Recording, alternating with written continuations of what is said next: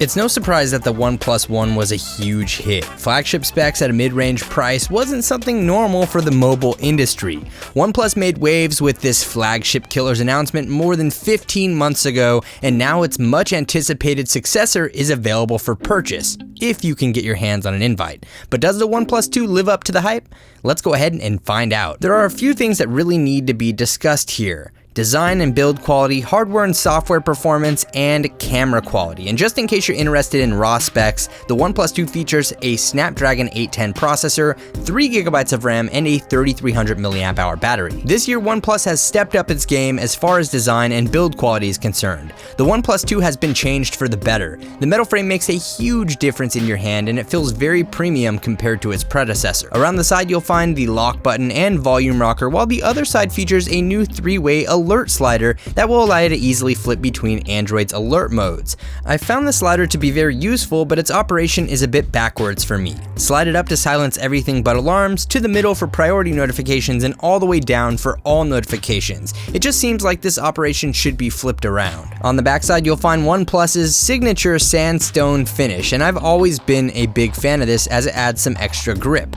Like it or not, each device ships in this flavor, but it's easily customizable with the new style swap covers available, and OnePlus has made it easier than ever to remove the back cover. Under the back cover is a dual nano SIM card tray that can be very helpful for traveling, but there's no micro SD card expansion here. Each side of the tray is capable of an LTE connection, and the SIM card customization options are very handy.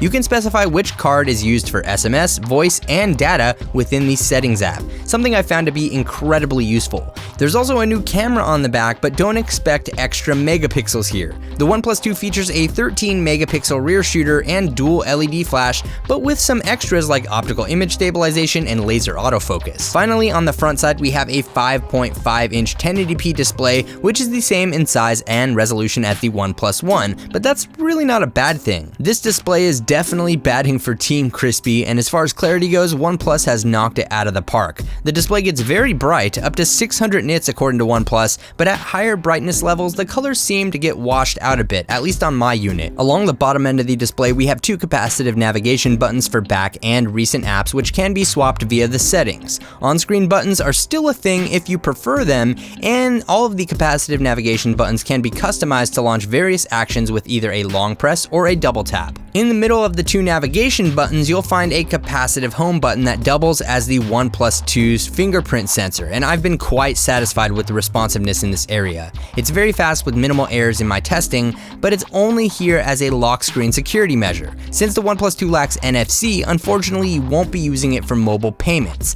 All of that aside, OnePlus has nailed the fingerprint tech inside of this beast, and I found it to be very reliable and quick. If software customization is your thing, you won't find much of it here compared to other Android skins. OxygenOS is based on Lollipop and designed to be a clean-cut Android experience, and it delivers on that promise with minimal skinned elements. In my testing, OxygenOS has been buttery smooth, with only a couple of instances where the device actually decided to lock up during use, but like I said, that rarely happened. I haven't had any overheating issues with the processor, and everything performs just as a near vanilla version of Android should. To the far left of the home screens, you'll find a new shelf feature from OnePlus that will display your frequent apps, contacts, and is even customizable to show mini widgets, which don't necessarily fit properly all of the time, but will work in a pinch. If you're not a fan of the shelf feature, it can easily be disabled within the home screen settings. Other personalization options include customizable LED colors for different notification types, which is always nice to have, and even a system-wide dark mode, which is easy on the eyes in dark environments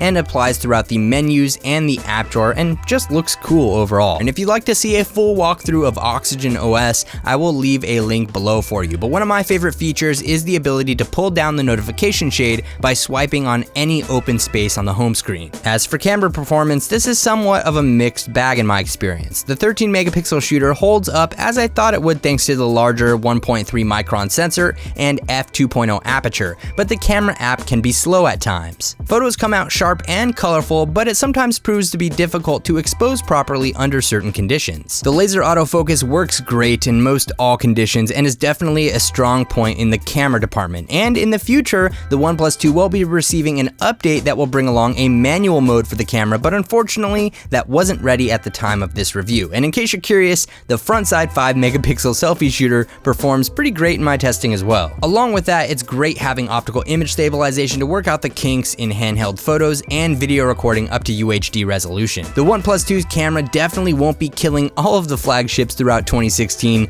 but it's hard to argue with the quality at its price point. As for battery life, with its 3300 mAh battery, the OnePlus 2 on average had a screen on time of around 3.5 to 4 hours, which I thought was pretty good. It definitely had no problem lasting through my average day, but for all of you bright screened power users out there, it may require some additional charging at some point in your day. The bad news is the OnePlus 2 does not feature quick charging or wireless charging capabilities, and on top of that, it features a USB Type-C charging connector, which is great as far as future-proofing goes, but unfortunately, it means that all of those micro USB cables you have laying around are useless without an adapter. Don't get me wrong, USB-C is cool and all, but I just don't see the benefits in this situation. Also, those grills on the bottom cover up the single mono speaker and microphone. Speaker quality is decent, but I would have loved to see front-facing speakers this time around. Alright, here it is guys, the OnePlus 2 has many strong points, and at the end of the day, it's a great buy, though there is some tough competition in this space right now.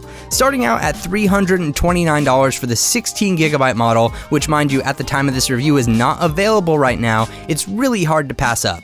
But at $389, you can get the 64GB model. That's assuming you have an invite to buy one, but its lack of NFC wireless charging and Quick Charge 2.0 and expandable storage may be a deal breaker for some, but it's not the end of the world in my opinion. The OnePlus 2 is obviously not the best your money can buy, but it may be one of the best that $389 can get you, and I absolutely love it. It's a great phone, it runs great, it has nice specifications, and it'll definitely last you a couple of years. But let me know what you think about the OnePlus 2 in the comments section below, and if you enjoyed this review, feel free to leave it a thumbs up as it does help out the channel a lot. Also, subscribe for more reviews like this in the future.